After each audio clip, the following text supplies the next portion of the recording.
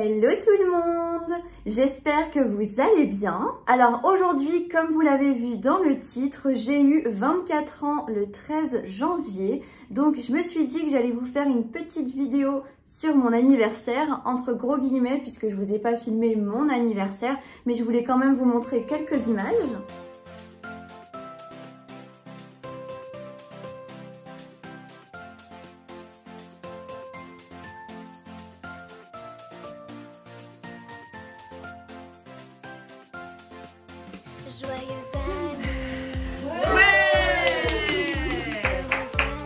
Du coup, je me suis dit que c'était l'occasion de tester une recette assez populaire, mais toutefois que je n'ai jamais encore testé moi-même. Il s'agit du gâteau au chocolat et à la courgette. Donc apparemment c'est bluffant puisqu'on ne sent pas la courgette. Elle remplace le beurre dans cette recette, donc c'est diététique. Mais en même temps ça permet de manger des légumes sans vraiment s'en rendre compte. Puisque vraiment ça n'a ni le goût ni la texture de la courgette puisque le chocolat camoufle tout ça. Du coup c'est ce que je vous propose aujourd'hui. On va réaliser cette recette et puis je vous laisse en fin de vidéo avec une petite dégustation surprise avec un invité. Donc j'espère que ça vous plaira. Allez c'est parti, on va en cuisine pour préparer le gâteau. Au niveau des ingrédients, vous aurez besoin de 180 g de chocolat noir pâtissier, 2 cuillères à soupe environ de sucre, donc moi c'était du sucre roux, 3 œufs, 2 cuillères à café environ de levure chimique, une courgette à peu près de 200 g et 40 g de maïzena. On commence par préchauffer le four à 180 degrés. On va éplucher notre courgette, puis la découper en gros morceaux comme vous allez le voir. Et puis ensuite on va la râper. Donc moi j'ai utilisé mon petit robot Moulinex, je trouve ça plus pratique.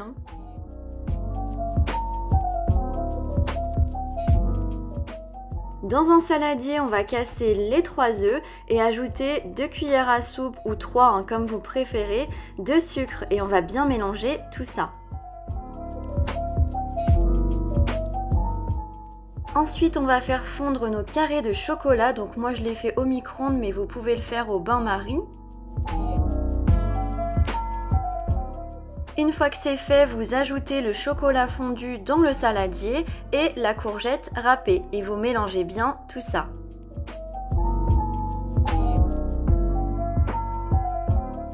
Ensuite, vous ajoutez 2 cuillères à café environ de levure chimique et la maïzena et enfin vous mélangez pour la dernière fois. Et dernière étape, vous versez votre préparation dans un moule en silicone.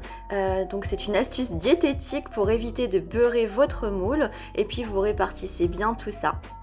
Vous pouvez maintenant enfourner votre gâteau 20 à 25 minutes à 180 degrés. Et voilà ce que ça donne, donc un délicieux gâteau au chocolat et à la courgette. Je vous assure qu'on ne sent pas du tout la courgette, c'est vraiment une astuce efficace, à la fois diététique mais aussi originale, un peu plus healthy que d'utiliser du beurre ou de l'huile.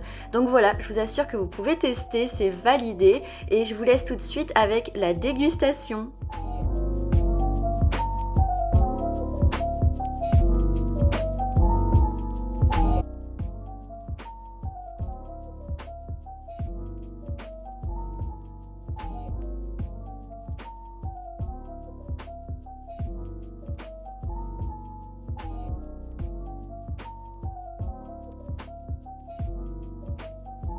Alors, il est léger.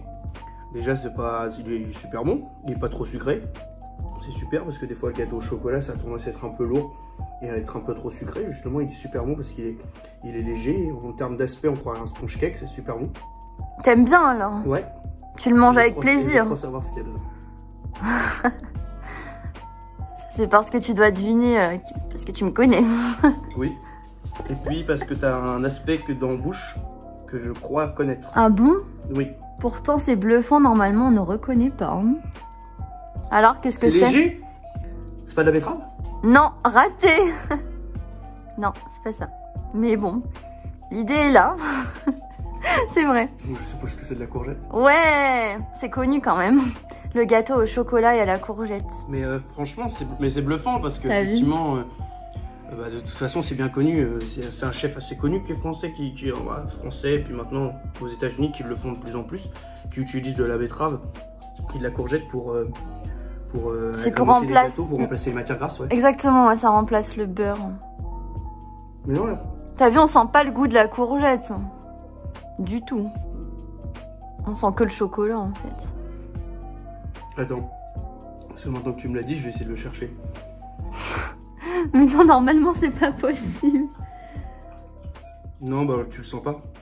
Tu le sens pas et puis même visuellement c'est bien fait. C'est très bien coupé, c'est très bien fait parce que visuellement, ah là tu vois, ouais, effectivement je vois un tout petit morceau vert. Je l'aurais observé un peu plus, je l'aurais trouvé. Ouais, mais c'est pas l'idée. Mais visuellement, non, et puis en plus visuellement, t'as pas des gros morceaux, t'as pas des petits morceaux de courgettes, c'est super bien fait. C'est bien mixé. Non, franchement, c'est super bon. C'est pas trop. Bah en fait, je l'ai râpé et après je l'ai mise dans le gâteau. Hein. J'ai pas mixé en plus. D'accord. C'est comme ça la recette. Non. Pour super bon. Bah écoute, pas trop sucré. Non, ça c'est clair, j'en ai pas mis. Justement, c'est ça qui est bien. J'ai mis 2 cuillères à soupe de sucre roux. Et je trouve que dans un dessert, faut tout avoir. Faut avoir le côté gourmand, faut avoir le côté sucré. Ouais. Et comme Cyril Lignac, il faut le côté croquant. Et j'aime bien. Ok. Bon bah merci de ta dégustation. À plus dans le bus. À plus.